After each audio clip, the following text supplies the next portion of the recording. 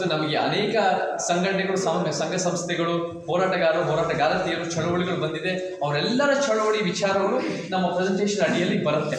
So ಅವರೆಲ್ಲರೂ ಕೂಡ ನಾವು ನಿಮ್ಮ ಜೊತೆ ನಿಂತ್ಕೊತೀವಿ. ಇವತ್ತಿನ ದಿನ ನಾವು ಬಹುಶಃ ಇವಾಗ ಇದ್ರಿದ್ದ ಪಕ್ಷಗಳ ಜೊತೆ ಯಾಕೆ ಮತ ಹಾಕ್ತಾ ಇದ್ದೀವಿ ಅಂದರೆ ಅನಿವಾರ್ಯತೆಯಿಂದ ಹಾಕ್ತಾ ಇದ್ದೀವಿ ಹೊರತು ನಿಜವಾಗ್ಲೂ ನಮಗೆ ನಮ್ಮ ಕಷ್ಟಗಳು ಅರ್ಥ ಮಾಡ್ಕೊಳ್ತಾರೆ, ನಮ್ಮ ಸಮಸ್ಯೆಗಳನ್ನ ಬಗೆಹರಿಸ್ತಾರೆ ಅನ್ನೋ ನಂಬಿಕೆಯಿಂದ ಅಲ್ಲ ಅನ್ನೋ ರೀತಿಯಲ್ಲಿ ನಮ್ಮ ಪ್ರತಿಕ್ರಿಯೆ ಬರ್ತಾ ಇದೆ. ಮತ್ತು ಅದ್ರ ಜೊತೆ ಅವರ ಅನುಭವದ ಮಾತುಗಳು ಹೇಗೆ ನಾವೆಲ್ಲರೂ ಸೇರಿ ನಮ್ಮ ಕ್ಷೇತ್ರಗಳು ಸೇರಿ ನಾವೆಲ್ಲರೂ ಒಗ್ಗಟ್ಟಾಗಿ ಒಂದು ಅಭ್ಯರ್ಥಿಗಳನ್ನು ಕೂಡ ನಾವು ಹೇಗೆ ಈ ಥರದ ಯೋಚನೆಗಳು ಚರ್ಚೆಗಳಾಗಬೇಕು. ಸೊ ಈ ಥರ ಚರ್ಚೆಗಳಾಗೋ ರೀತಿಯಲ್ಲಿ ನಾವು ಕೆಲಸ ಮಾಡ್ತಾ ಇದ್ದೀವಿ. ನಾವು ಒಂದು ಆ ಚರ್ಚೆಗಳು ನಮ್ಮ ಭಾಳ ಮುಖ್ಯ ಬೇಕಾಗುತ್ತೆ. ಯಾಕಂದರೆ ನಮಗೆ ಇವತ್ತಿನ ದಿನ ಎಷ್ಟೇ ನಾನು ಹೇಳಿದ್ದೀನಿ, ಎಷ್ಟೇ ಹೋರಾಟ ಮಾಡಿದ್ರು ಕೂಡ ನಮಗೆ ಹೋರಾಟಗಳು 35-40 ವರ್ಷಗಳಿಂದ ನಡೀತಾ ಇದ್ರು. ನಿಜವಾಗ್ಲೂ ಹೋರಾಟಗಳು ಸ್ಪಂದಿಸುತ್ತೆ, ಬರೀ ಬಾಯಿ ಮಾತ್ರ ಕೆಲವು ಸರಿ ಸ್ಪಂದಿಸ್ತಾರೆ, ಬಟ್ ಯಾವ ಯೋಜನೆ ನೀತಿಗಳು ಕಾರ್ಯರೂಪಕ್ಕೆ ತರಲ್ಲ. ನಮ್ಮ ರೈತರ ವಿಚಾರದಲ್ಲಿ ಹೇಳಬೇಕು ಅಂದರೆ ರೈತ ವಿರೋಧಿ ಕಾನೂನುಗಳು ತಂದು 400 ಎಕರೆಯಷ್ಟು ರೈತರ ಭೂಮಿನ ರೈತರೇತರರು ಒಂದು ರೀತಿ ಕನ್ವರ್ಟ್ ಮಾಡಿಕೊಂಡು ಬೇರೆ ರೀತಿ ಕಬಳಸಂಗ ಆಗ್ತಾ ಇದೆ. ಗ್ರೇಟರ್ ಬೆಂಗಳೂರಿನಲ್ಲಿ ಬೇರೆ ಬೇರೆ ಭೂಮಿ ವಿಚಾರದಲ್ಲಿ ಅನ್ಯಾಯ ಆಗ್ತಾ ಇದೆ. ಅನೇಕ ದಲಿತ ಈ ಅನ್ಯಾಯದ ವ್ಯವಸ್ಥೆನೇ ದಲಿತ ಆದಿವಾಸಿ ವಿರೋಧಿ ಇದೆ, ಅದು ಕೂಡ ನ್ಯಾಯ ಒದಗಿಸ್ತಿಲ್ಲ. ಮಹಿಳೆಯರ ಮತ ಬೇಕು ಹೊರತು ಪುರುಷ ಪ್ರಧಾನ ವ್ಯವಸ್ಥೆನ ಯಾವುದೇ ರೀತಿ ಅದನ್ನು ಒಂದು ರೀತಿ ಅಂಡರ್ಮೈನ್ ಮಾಡ್ತಾ ಇಲ್ಲ. ಭ್ರಷ್ಟಾಚಾರ ತಾಂಡವಾಗ್ತಾ ಇದೆ. ಸೊ ನಮಗೆ ವ್ಯವಸ್ಥೆ ಹಾಳಾಗಿದೆ ಹೊರತು ಯಾವ ಒಂದು ಪಕ್ಷದ ವಿರುದ್ಧ ಅಲ್ಲ, ಯಾವ ಒಂದು ವ್ಯಕ್ತಿ ವಿರುದ್ಧ ಅಲ್ಲ. ಇಡೀ ಅಸಮಾನತೆ ಮತ್ತು ಅನ್ಯಾಯದ ವ್ಯವಸ್ಥೆ ನಮಗೆ ಥಿಯರಿಯಿಂದ ಪ್ರಾಕ್ಟಿಕಲ್ ಆಗಿ ಏನು ಕಾರ್ಯಗಳು ತರಬಹುದು ಅನ್ನೋದು ನಿಮ್ಗೆ ಅರ್ಥ ಆಗುತ್ತೆ. ಸೊ ನನಗೆ ಸುತ್ತಮುತ್ತ ಇರೋ ಪರವಾಗಿ ಕುಟುಂಬದ ಪರವಾಗಿ ನಡೀತಾ ಇದೆ, ಬೇರೆ ಎಲ್ಲೆಲ್ಲರೂ ಬೇರೆ ಬೇರೆ ರೀತಿ ಅನ್ಯಾಯ ಆಗ್ತದೆ. ಸೊ ಈ ವ್ಯವಸ್ಥೆ ಸರಿಪಡಿಸಕ್ಕೆ ನಾವು ರಾಜಕಾರಣಿಗಳು ಆಯ್ಕೆ ಮಾಡ್ತೀವಿ. ರಾಜಕಾರಣಿಗಳು ಅನೇಕ ರೀತಿಯಲ್ಲಿ ಅವರ ಹಿತಾಸಕ್ತಿಗಾಗಿ ಕೆಲಸ ಮಾಡ್ತಾರೆ ಹೊರತು ರಾಜ್ಯದ ಹಿತಾಸಕ್ತಿಗಾಗಿ ಮಾಡ್ತಾ ಇಲ್ಲ. ಸೊ ನಾವೇನು ಮಾಡಬೇಕು? ನೀವೆಲ್ಲ ನಿಮ್ಮ ರೀತಿಯಲ್ಲಿ ಹೋರಾಟ ಮಾಡ್ಕೊಂಡು ಬಂದಿದ್ದೀರಾ, ಅನ್ಯಾಯ ವಿರುದ್ಧ ಹೋರಾಟ ಮಾಡ್ಕೊಂಡು ಬಂದಿದ್ದೀರಾ. ನಾವು ಇವತ್ತಿನ ದಿನ ಒಂದು ರಾಜಕೀಯ ಸ್ಥಾಪಿತ ಹಿತಾಸಕ್ತಿಗಳ ವಿರುದ್ಧ ನಾವು ಹೋರಾಟ ಮಾಡಬೇಕು. ಈ ರಾಜಕೀಯ ಸ್ಥಾಪಿತ ಹಿತಾಸಕ್ತಿಗಳು ನಾವು ಹೇಗೆ ಗುರುತಿಸ್ತೀವಿ ಅಂದರೆ ಎಡ, ಮಧ್ಯ, ಬಲ. ಎಡಪಂಥಿ ಅಂದರೆ ಏನು? ಕೇರಳದ ಪಕ್ಷ, ಅದು ಒಂದು ಕಮ್ಯುನಿಸ್ಟ್ ಪಕ್ಷ, ಅದು ಒಂದು ತ್ರಿಪುರಾ ವೆಸ್ಟ್ ಬೆಂಗಾಲಲ್ಲಿರೋ ಪಕ್ಷ, ಅದು ಎಡಪಂಥಿ ಅಂತ. ಬಲಪಂಥಿ ಯಾರು? 35% ವೋಟ್ ತಗೊಳ್ಳೋರು, 35% ರಾಷ್ಟ್ರದಲ್ಲಿ ತಗೊಳ್ಳೋರು, ಹಿಂದುತ್ವ, RSS, ಕೇಂದ್ರದ 3 ಸರಿ ಗೆದ್ದಿರೋ ಪಕ್ಷ. ಮಧ್ಯಪಂಥ ಅಂದರೆ ಯಾರು? ಅದು 67-65% ಮತ ತಗೊಳ್ಳೋರು, ಯಥಾಸ್ಥಿತಿ ಪಕ್ಷಗಳು, ರಾಜ್ಯ ಸರ್ಕಾರದ ಪಕ್ಷಗಳು. ಅಧಿಕಾರ ಕೊಟ್ಟರೆ ಹಾಕಿಸ್ತಾರೆ, ಅಧಿಕಾರ ಬಂದ ಮೇಲೆ ಒಂದು ಟಿಂಕರಿಂಗ್ ಮಾಡಿಬಿಟ್ಟು ಯಾವ ಪರಿವರ್ತನೆ ಮಾಡಿದ್ರೆ ಯಥಾಸ್ಥಿತಿ ಅಷ್ಟೇ ಕಾಪಾಡೋರು ಇರ್ತಾರೆ. ಇದು ಎಡ, ಮಧ್ಯ, ಬಲ. ಸೊ ನಾವ್ಯಾರು? ನಮ್ಮ ಸಿದ್ಧಾಂತ ಏನು?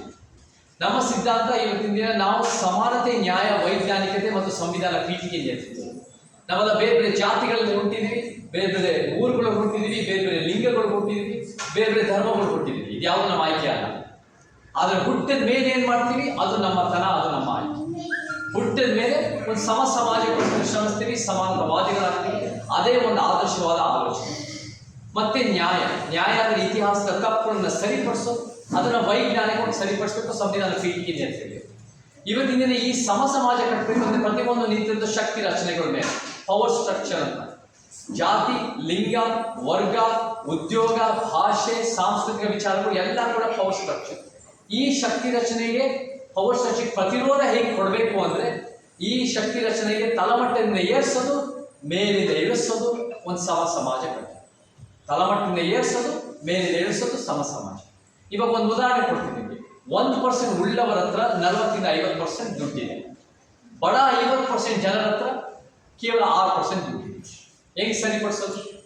1% ಉಳ್ಳವರ ಹತ್ರ 40-50% ಇರೋ ದುಡ್ಡು ಹತ್ರ ಪ್ರಗತಿಪರವಾಗಿ ತೆರಿಗೆ ಹಾಕಿ ಇಳಿಸಿ, ಆ 40-50% ಹತ್ರ 6% ಇದೆಯಲ್ಲ ಅವ್ರು ಮರು ಹಂಚಿಕೆ ಮಾಡಿ ಬೆಳೆಸೋದು. ಸೊ ತಳಮಟ್ಟದ ಏರಿಸೋದು, ಮೇಲೆ ನಿಲ್ಲಿಸೋದು, ಒಂದು ಸಮಾಜ ಕಟ್ಟೋದು. ಇದನ್ನು ಪ್ರತಿಯೊಂದರಲ್ಲೂ ಈ ರೀತಿ ನಾವು ಮಾಡಬೇಕಾಗುತ್ತೆ. ಅದೇ ಒಂದು ನ್ಯಾಯದ ಪರಿಕಲ್ಪನೆ. ಇದನ್ನ ಯಾರು ಮಾಡ್ತಾರೆ? ನಾವು ಎಡಪಂಥಿ, ಬಲಪಂಥಿ, ಮಧ್ಯಪಂಥಿ ಅಲ್ಲ, ನಮ್ಮದೇ ಆದ ಒಂದು ಸತ್ಯಪಂಥ. ಇದು ಒಂದು ರೀತಿ ಬಾಬಾ ಸಾಹೇಬ್ ಅಂಬೇಡ್ಕರ್, ತಂದೆ ಪೆರಿಯಾರ್, ಕಾಂಚೀರಾಮ್ ಅವರು 20ನೇ ಶತಮಾನದಲ್ಲಿ ಬಹಳ ಗಟ್ಟಿಯಾಗಿ ಈ ಥರ ಪೊಲಿಟಿಕಲ್ ಆಕ್ಟಿವಿಸಮ್ನ ಯಶಸ್ವಿ ಮಾಡ್ತಾರೆ. ಸೊ ಆ ಒಂದು ಸತ್ಯಪಂಥ ಅಂಬೇಡ್ಕರ್ ಅವರು 1936 ಇಂಡಿಪೆಂಡೆಂಟ್ ಲೇಬರ್ ಪಾರ್ಟಿ ಕಟ್ಟಿ 17 ಸೀಟಲ್ಲಿ 15 ಸೀಟ್ ಗೆಲ್ತಾರೆ ಪ್ರಾದೇಶಿಕವಾಗಿ ಬಾಂಬೆ ಪ್ರೆಸಿಡೆನ್ಸಿನಲ್ಲಿ. ತಂದೆ ಪೆರಿಯಾರ್ ದ್ರಾವಿಡ ಚಳವಳಿಯು ಇವತ್ತಿಗೂ ತಮಿಳುನಾಡಿನಲ್ಲಿ ಅಲ್ಲಿ ಒಂದು ಜಾತಿ ವಿನಾಶ, ಪುರುಷ ಪ್ರಧಾನ ವ್ಯವಸ್ಥೆ ವಿನಾಶ, ಗಟ್ಟಿಯಾದ ಭಾಷಾ ಕಲ್ಪನೆ, ಅದು ಇವತ್ತಿಗೂ ಹಿಂದಿ, ಡೆಲ್ಲಿ ಪಕ್ಷಗಳು ಬರದೇ ಇರಲಿಲ್ಲ. ಕಾಂಚೀರಾಮ್ಜಿ UPನಲ್ಲಿ ಒಂದು ಬಹುಜನ ಸಾಮಾಜಿಕ ನ್ಯಾಯ ಪರಿಕಲ್ಪನೆ ಬಂದು 2007-12 ಬಹುಮತಕ್ಕೆ ಬಂದು ಅಧಿಕಾರಕ್ಕೆ ಬರ್ತಾರೆ. ಸೊ ಈ ಒಂದು ಎಡಪಂಥಿ ಅಲ್ಲ, ಬಲಪಂಥಿ ಅಲ್ಲ, ಮಧ್ಯಪಂಥಿ ಅಲ್ಲ, ನಮ್ಮದೇ ಆದ ಸತ್ಯಪಂಥನ ನಾವು 21ನೇ ಶತಮಾನ ಕರ್ನಾಟಕಕ್ಕೆ ಹಿಂಗೆ ಥಿಯರಿಯಿಂದ ಪ್ರಾಕ್ಟೀಸಿಗೆ ತರಬೇಕು ಅಂದರೆ 10 ಪಾಯಿಂಟ್ಗಳು ಮುಖ್ಯ. ಈ 10 ಪಾಯಿಂಟ್ಗಳು ಏನಂದ್ರೆ, ಮೊದಲನೇ ಪಾಯಿಂಟ್ ಅಂದರೆ ಲಿಂಗ ಅಸಮಾನತೆ, ಪುರುಷ ಪ್ರಧಾನ ವ್ಯವಸ್ಥೆನ ಪ್ರತಿರೋಧ. ಆ ಪುರುಷ ಪ್ರಧಾನ ವ್ಯವಸ್ಥೆ ಪ್ರತಿರೋಧ ತರಬೇಕು. ಲಿಂಗ ಸಮಾನತೆಯ ಕಾರ್ಯಕ್ರಮಗಳು, ಮಹಿಳೆಯರು ಮತ್ತು ಲೈಂಗಿಕ ಅಲ್ಪಸಂಖ್ಯಾತರಿಗೆ ನ್ಯಾಯ ಯೋಜನೆ. ಎರಡನೇದು ಈ ಒಂದು ಬ್ರಾಹ್ಮಣ್ಯದ ವ್ಯವಸ್ಥೆ, ಅದಕ್ಕೆ ಪ್ರತಿರೋಧ ತರದು, ನ್ಯಾಯ ಒದಗಿಸೋದು. ಅದು ಕರ್ನಾಟಕದಲ್ಲಿ ನಾವು ಅಹಿಂದ ಅಂತ ಹೇಳ್ಬೋದು, ಅಥವಾ ಕಾಂಚೀರಾಮ್ಜಿ ಬಹುಜನ್ ಅಂತ ಹೇಳ್ತಾರೆ, ನಾವು ಅದನ್ನ ದಮನಿತ ಅಂತ ಹೇಳ್ತೇವೆ. ದಲಿತ್ಸ್, MBCs, ನೋಮ್ಯಾಡ್ಸ್, ಟ್ರೈಬಲ್ಸ್, ಅಲ್ಪಸಂಖ್ಯಾತ, ದಮನಿತ. ಸೊ ಈ ಒಂದು SC ST ಒಂದು MBCಗಳಿಗೆ, ಧಾರ್ಮಿಕ ಅಲ್ಪಸಂಖ್ಯಾತರಿಗೆ, ಅಲೆಮಾರಿಗಳಿಗೆ ನ್ಯಾಯ. ಮೂರನೇದು ಬಂಡವಾಳಶಾಹಿ ವ್ಯವಸ್ಥೆಗೆ ಪ್ರತಿರೋಧ. ಆ ಬಂಡವಾಳಶಾಹಿ ವ್ಯವಸ್ಥೆಗೆ ಪ್ರತಿರೋಧ ತರಬೇಕು ಅಂದ್ರೆ ಯಾರ ಪರವಾಗಿ? ಶ್ರಮಜೀವಿ, ಕಾರ್ಮಿಕ, ರೈತರ ಪರವಾಗಿ. ಭೂಮಿ ವಿಚಾರದಲ್ಲೂ ಕೂಡ ನ್ಯಾಯ, ಉದ್ಯೋಗನ ಕಲ್ಪಿಸೋದು, ಬಡ ಮಧ್ಯಮ ವರ್ಗದ ಪರವಾಗಿ ನಿಂತ್ಕೊಳ್ಳೋದು. ತೆರಿಗೆ ಜಾಸ್ತಿ, ನಾವು ಇವತ್ತಿನ ದಿನ 4 ಲಕ್ಷ ಕೋಟಿ ಬೊಕ್ಕಸರಲ್ಲಿದೆ. ಅದನ್ನ ಹೆಚ್ಚಳ ಮಾಡೋದ್ರಿಂದ ಹೇಗೆ? ಬಸ್ ದರ ಜಾಸ್ತಿ ಮಾಡೋದಲ್ಲ, ನಂದಿನಿ ಹಾಲನ್ನ ಜಾಸ್ತಿ ಮಾಡೋದಲ್ಲ, ನೀವು GST ಮಾಡೋದಲ್ಲ, ನೀವು 1% ಉಳ್ಳವರ ಮೇಲೆ ಪ್ರಗತಿಪರವಾಗಿ ತೆರಿಗೆ ಹಾಕಿ ಅದನ್ನ ಇರಿಸಿ ಜನರಿಗೆ ಒಳ್ಳೇದು ಮಾಡೋ ರೀತಿ ಮಾಡೋದು. ಸೊ ಅದರ ಮತ್ತೆ ಖಾಸಗೀಕರಣ ಬಿಡೋದು. ಸೊ ಇದನ್ನ ನಾವು ಮೂರನೇದು. ನಾಲ್ಕನೇದು ಸೆಕ್ಯುಲರಿಸಮ್, ಧರ್ಮ ನಿರಪೇಕ್ಷತೆ. ಸೆಕ್ಯುಲರಿಸಮ್ ಅಂದ್ರೆ ಏನು? ಸರ್ವಧರ್ಮ ಸಮನ್ವಯ ಅಲ್ಲ. ಸೆಕ್ಯುಲರಿಸಮ್ ಅಂದ್ರೆ ಸರ್ಕಾರಗಳಿಗೂ ಧರ್ಮಗಳಿಗೂ ಪ್ರತ್ಯೇಕತೆ. ಸೊ ಆ ಪ್ರತ್ಯೇಕತೆನ ದತ್ತಾಂಶ ಆಧಾರಿತವಾಗಿ ಅಭಿವೃದ್ಧಿ ಮಾಡಬೇಕು ಹೊರತು ಧರ್ಮ ಆಧಾರಿತವಾಗಿ ಅಲ್ಲ. ನಿಮ್ಮ ಮನೆಯಲ್ಲಿ ನೀವು ಆರ್ಟಿಕಲ್ 25 ಯಾವುದೇ ಧರ್ಮ ನೀವು ಮುಂದುವರಿಸಿ, ನಿಮ್ಮ ಖಾಸಗಿ ಕ್ಷೇತ್ರದಲ್ಲಿ ನಿಮ್ಮ ಸ್ವತಂತ್ರ, ಧಾರ್ಮಿಕ ಕ್ಷೇತ್ರದಲ್ಲಿ. ಆದರೆ ಸರ್ಕಾರಗಳು ಬಹುಸಂಖ್ಯಾತ ಧರ್ಮದ ಪರವಾಗೋ, ಅಲ್ಪಸಂಖ್ಯಾತ ಧರ್ಮಗಳ ಪರವಾಗೋ ಮಾಡಿದಷ್ಟು ಕೋಮು ಶಕ್ತಿಗಳು ಬಂದು ದೊಡ್ಡ ಮಟ್ಟದ ಸಮಸ್ಯೆಗಳು, ಗೊಂದಲಗಳಾಗಿದೆ. ಸೊ ಆ ನಿಟ್ಟಿನಲ್ಲಿ ನಿಜವಾದ ಧರ್ಮ ನಿರಪೇಕ್ಷತೆ 4. 5ನೇದು ಪ್ರಾದೇಶಿಕತೆ. ಇವತ್ತು ನಮ್ಮ ಕರ್ನಾಟಕ ತನ್ನನೇ ನಮ್ಮ ದೇಶ ಪ್ರೇಮ, ಕರ್ನಾಟಕ ತನ್ನನೇ ನಮ್ಮ ಭಾರತೀಯ. ನಾವು ಪ್ರಾದೇಶಿಕವಾಗಿ ನಮ್ಮ ಸಿದ್ಧಾಂತ ಗೆದ್ದಿರೋದು. ಬಾಬಾ ಸಾಹೇಬರು ಬಾಂಬೆ ಪ್ರೆಸಿಡೆನ್ಸಿ ಪ್ರಾದೇಶಿಕವಾಗಿ, ತಂದೆ ಪೆರಿಯಾರ್ ತಮಿಳುನಾಡು ಪ್ರಾದೇಶಿಕವಾಗಿ, ಕಾಂಚೀರಾಮ್ಜಿ UP ಪ್ರಾದೇಶಿಕವಾಗಿ. ನಾವು ಕರ್ನಾಟಕತನ ಅಂದರೆ ಅದನ್ನು ಒಂದು ಶಕ್ತಿ ರಚನೆ, ಪವರ್ ಸ್ಟ್ರಕ್ಚರ್ ಬರುತ್ತೆ. ಹಿಂದಿ, ಇಂಗ್ಲಿಷ್, ಸಂಸ್ಕೃತ. ಹಿಂದಿ ರಾಷ್ಟ್ರೀಯತೆ ದಾಳಿ, ಇಂಗ್ಲಿಷ್ ಆರ್ಥಿಕ ದಾಳಿ, ಸಂಸ್ಕೃತ ಸಾಂಸ್ಕೃತಿಕ ದಾಳಿ, ಮಧ್ಯದಲ್ಲಿ ಕನ್ನಡ, ತಳಮಟ್ಟದ ತುಳು, ಕೊಡವ, ಬ್ಯಾರಿ, ಲಂಬಾಣಿ, ಆದಿವಾಸಿ, ಅಲೆಮಾರಿ, ದಕ್ಕನಿ ಉರ್ದು ಭಾಷೆ. ಏನು ಮಾಡೋದು? ತಳಮಟ್ಟದ ಭಾಷೆ ಬೆಳೆಸೋದು, ಮೇಲಿರೋದನ್ನ ಇರಿಸೋದು, ಒಂದು ಸಮಾಜ, ಭಾಷೆ ಸಮಾನತೆ ಕೂಡ ಕಟ್ಟೋದು. ಅದು 4. ಅದು 5ನೇ. 6ನೇ ಪರಿಸರ ಸಂರಕ್ಷಣೆ ಮತ್ತು ನೀರು. ಇವತ್ತು ಬೇರೆ ಬೇರೆ ಮಾಫಿಯಾಗಳು ಮತ್ತು ಬೇರೆ ಬೇರೆ ಲಾಬಿಗಳು ದೊಡ್ಡ ಮಟ್ಟದ ಧ್ವಂಸ ಮಾಡ್ತಾ ಇದ್ದಾರೆ. ಅದರ ರೀತಿಯಲ್ಲಿ ಈ ಒಂದು ಭೂಮಿ ಗಣಿಗಾರಿಕೆ, ಮರಳು, ಈ ಥರದ ಬೇರೆ ಬೇರೆ ಲಾಬಿಗಳು, ಅದರ ಮೇಲೆ ನಾವು ಹೆಂಗೆ ನಿಯಂತ್ರಣ ಹಾಕ್ಬೋದು, ದೊಡ್ಡ ಪ್ರಮಾಣದ ಪರಿಸರ ಸ್ನೇಹಿ ರೀತಿಯಿಂದ ನೀರನ್ನು ಬೆಳೆಸ್ಬೋದು. ನಮ್ಗೆ ಇವತ್ತು ಒಂದು ಉದಾಹರಣೆ ಕೊಟ್ಟಿಲ್ಲ, ರಾಜಸ್ಥಾನದಲ್ಲಿ 1000 ಹಳ್ಳಿಗಳಿಗೆ ಪರಿಸರ ಸ್ನೇಹಿ ನೀರಾವರಿ ಮತ್ತು ಕುಡಿಯುವ ನೀರು ರೀತಿ ಮಾಡಿದ್ದಾರೆ. ಅದು ಮರಳ ಭೂಮಿ. ಅದನ್ನು ಹೆಂಗ್ ಮಾಡಿದರೆ ಪರಿಸರ ಸ್ನೇಹಿ ರೀತಿ ಮಾಡಿದರೆ ನಮಗೂ ಕೂಡ ಅದು ಕರ್ನಾಟಕದಂತೆ. ಬೇರೆ ಬೇರೆ ಧ್ವಂಸಾಕಾರ ಮಾಡೋದು, ಮೇಕೆ ದಾಟುವಂಥದ್ದಾಗಿರೋದು, ಇದೆಲ್ಲ ಬರೀ ಶ್ರೀಮಂತರಿಗೆ, ಕಾಂಟ್ರಾಕ್ಟರ್ಸ್ಗೆ ದುಡ್ಡಾಗುತ್ತೆ ಹೊರತು ನಮ್ಗೆ ನಿಜವಾಗ್ಲೂ ನ್ಯಾಯ ಒದಗಿಸಲ್ಲ. ಮತ್ತೆ ಪರಿಸರ ನಾಶ ಆಗಿ, ಕಂಟಾಮಿನೇಷನ್ ಆಗಿ, ಬೇರೆ ಬೇರೆ ಕಾಯಿಲೆಗಳಾಗಿ, ಬೇರೆ ಬೇರೆ ರೀತಿ ಸಮಸ್ಯೆ ಆಗಿದೆ. ಸೊ ಅದು ಪಾಯಿಂಟ್ 6. ಅದು ಪರಿಸರ ಸಂರಕ್ಷಣೆ ಮತ್ತು ನೀರು. 7ನೇದು ಭ್ರಷ್ಟಾಚಾರ. ಭ್ರಷ್ಟಾಚಾರ ಮೇಲಿಂದ ಕೆಳಗೆ ತಾಂಡ ಮಾಡ್ತಾ ಇದೆ, ನಮ್ಗೆ ಗೊತ್ತಿದೆ.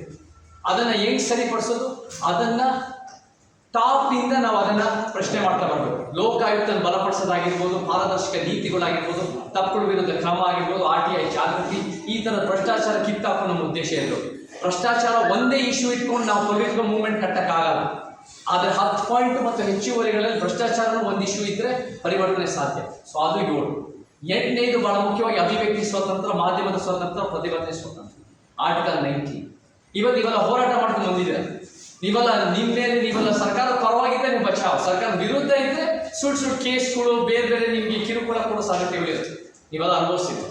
ನಾವಿವತ್ತಿನ ದಿನ ಯಾವುದು ಸ್ವೀಕಾರಾರ್ಹ, ಯಾವುದು ಸ್ವೀಕಾರಾರ್ಹ ಅಲ್ಲ ಅನ್ನೋ ರೀತಿಯಲ್ಲಿ ಅಭಿವ್ಯಕ್ತಿ ಸ್ವಾತಂತ್ರ್ಯ ಆರ್ಟಿಕಲ್ 19 ಅಂತ ಹೇಳಿಬೇಕು. ಇವತ್ತು ಅಧಿಕಾರ ಬರೋದಷ್ಟೇ ಅಲ್ಲ, ಪ್ರಜಾಪ್ರಭುತ್ವವನ್ನು ಉತ್ತಮಗೊಳಿಸುವ ಉದ್ದೇಶ ಇರಬೇಕು. ಅದು ಪಾಯಿಂಟ್ 8. 9ನೇದು ಶಿಕ್ಷಣ ಮತ್ತು ಆರೋಗ್ಯದ ಸಂಪೂರ್ಣವಾದ ಪರಿವರ್ತನೆ. ಶಿಕ್ಷಣ, ಆರೋಗ್ಯ ಸಂಪೂರ್ಣವಾದ ವ್ಯಾಪಾರೀಕರಣ ಆಗಿದೆ, ನಮ್ಗೆ ಗೊತ್ತಿದೆ. ಅದನ್ನ ಹೇಗೆ ಸರಿಪಡಿಸ್ಬೇಕಂದ್ರೆ ಮನಸ್ಥಿತಿ ಇರಬೇಕು, ಮನಿ ಇರಬೇಕು. ಮನಸ್ಥಿತಿ ಅಂತೂ ಯಾವ ಶಕ್ತಿಗಳಿಗಿಲ್ಲ. ಮನಿ ಅಂದ್ರೆ ನಾವೆಲ್ಲಿಂದ ತರಬಹುದು ಅಂತ ನಾನು ನಿಮ್ಗೆ ಹೇಳಿದ್ವಿ. ಅದು ಒಂದು ಉಳ್ಳವರಿಂದ ತೆರಿಗೆ ಹಾಕಿ ಅದನ್ನ ಜಾಸ್ತಿ ಮಾಡಬೇಕು. ತಳಮಟ್ಟದ ಸರ್ಕಾರಿ ಶಾಲೆ, ಸರ್ಕಾರಿ ಹಾಸ್ಪಿಟಲ್ ಬೆಳೆಸೋದು, ಕಾರ್ಪೊರೇಟ್ ಶಾಲೆ, ಕಾರ್ಪೊರೇಟ್ ಹಾಸ್ಪಿಟಲ್ಗಳನ್ನ ಇಳಿಸೋದು.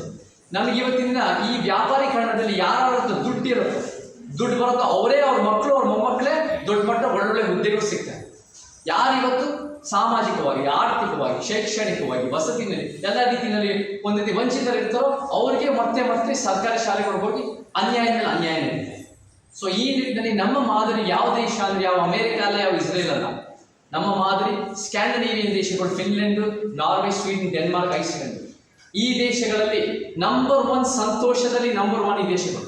ಈ ದೇಶಗಳಲ್ಲಿ ಲಿಂಗ ಅಸಮಾನತೆ ಇಲ್ಲ, ಆರ್ಥಿಕ ಅಸಮಾನತೆ ಇಲ್ಲ, ಶಿಕ್ಷಣ ಮತ್ತೆ ಆರೋಗ್ಯ ನಂಬರ್ 1 ಪ್ರಪಂಚದಲ್ಲಿದೆ. ಅಲ್ಲಿಂದ ಕಲಿತು ನಾವು ಕರ್ನಾಟಕನ ಹೆಂಗೆ ಬೆಳೆಸಬೇಕು, ನಾವು ಪ್ಲಾನ್ ಮಾಡಬೇಕು. ದೊಡ್ಡ ಮಟ್ಟದ ಶಿಕ್ಷಣ, ಆರೋಗ್ಯ ಪರಿವರ್ತನೆ ಬೇಕಾಗಿದೆ. ಅದು 9ನೇದು 10ನೇದು ಪೊಲೀಸ್ ಸುಧಾರಣೆ, ಜೈಲು ಸುಧಾರಣೆ, ನ್ಯಾಯಾಂಗ ಸುಧಾರಣೆ. ಪೊಲೀಸ್ ವ್ಯವಸ್ಥೆ ನಮಗೆ ಎಷ್ಟು ಮಟ್ಟಿಗೆ ಧರ್ಮಸ್ಥಳ ವಿಚಾರದಲ್ಲಿ ಮುಂಚೆಯಿಂದ ಏನೇನು ಆಗ್ತಾ ಇದೆ, ಏನೇನು ಮುಂಚೆ ನಮ್ಗೆ ಗೊತ್ತಿದೆ. ವ್ಯಕ್ತಿಗಳು ಟಾರ್ಗೆಟ್ ಮಾಡೋದಲ್ಲ, ಪೊಲೀಸ್ ಇಡೀ ವ್ಯವಸ್ಥೆ ಹಾಳಾಗಿದೆ. ಮತ್ತೆ ಜೈಲು ಸುಧಾರಣೆ ಅಂತ ಹೇಳಬೇಕು ಅಂದ್ರೆ ಇವತ್ತು ಹಿಂಗೆ ಸೆಲೆಬ್ರಿಟಿಗಳು 5 ಸ್ಟಾರ್ ಟ್ರೀಟ್ಮೆಂಟ್ ಸಿಗುತ್ತೆ, SC ST ಧಾರ್ಮಿಕ ಅಲ್ಪಸಂಖ್ಯಾತರನ್ನ ಮತ್ತೆ ಜೈಲಿಗೆ ಆಗ್ತಾ ಇರ್ತೀವಿ, ನಾವು ನೋಡ್ತೀವಿ. ಅದನ್ನು ಕೂಡ ಸರಿಪಡಿಸಬೇಕು, ನ್ಯಾಯಾಂಗ ಸುಧಾರಣೆ. ಮತ್ತೆ ಕೆಲವು ಹೆಚ್ಚುವರಿಗಳಿದೆ. ಇವೆಲ್ಲ ಸೇರಿ ನಾವೇನು ಮಾಡೋದು, 10 ಪಾಯಿಂಟ್ ಮತ್ತು ಹೆಚ್ಚುವರಿ ಈ ಸಿದ್ಧಾಂತ. ಅದಕ್ಕೆ ಇವತ್ತು 141ನೇ ಮತಕ್ಷೇತ್ರ ಸಾಗರದಲ್ಲಿ ಬಂದು ನಾವೆಲ್ಲ ಒಟ್ಟುಗೂಡಿಸುವಿಕೆ ಮುಖಾಂತರ ಎಲ್ಲ ಚಳುವಳಿಗಳು, ಹೋರಾಟಗಾರತಿಯರು, ಯಾರು ಜನಪರವಾಗಿ ಕೆಲಸ ಮಾಡಿದ್ದಾರೆ, ಸಮಾಜಮುಖಿ ಕೆಲಸ ಮಾಡಿದ್ದೀರಾ, ನಾವೆಲ್ಲರೂ ಒಂದೇ ವೇದಿಕೆಗೆ ಬಂದು ನಮ್ಮ ಕ್ಷೇತ್ರದ ಏಳಿಗೆಗೋಸ್ಕರ ನಮ್ಮ ಜೊತೆಗೆ ಸೇರಿ ಚರ್ಚೆ ಮಾಡಬೇಕು. ಅದರ ಜೊತೆ ಈ ಒಂದು ನೆಕ್ಸ್ಟ್ ಬಹಳ ಮುಖ್ಯ, ನಮಗೆ ಒಂದು ಒಮ್ಮತದ ಅಭ್ಯರ್ಥಿಗಳು ಬೇಕು. ಇವತ್ತು ನಾವು ತಂದು ಇಲ್ಲಿ ಒಂದು ಹೊಸ ಸಂಘಟನೆ ಕಟ್ಟಕ್ಕೆ ಬರ್ತಾ ಇಲ್ಲ.